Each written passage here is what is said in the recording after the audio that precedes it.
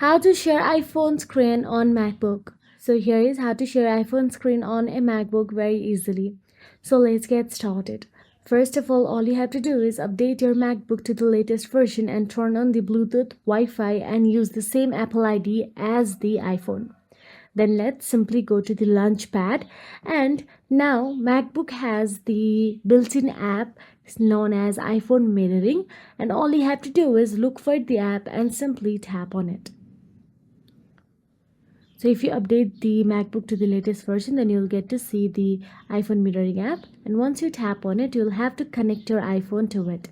So make sure that you have both the same Apple ID available in both devices.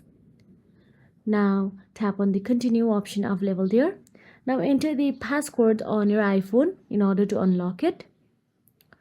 Then allow the notifications.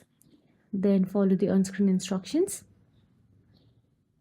Now all you have to do is off the iPhone in order to connect it to your MacBook. And that is it. If you found this video helpful, please like, share and subscribe our channel, and thank you so much for watching.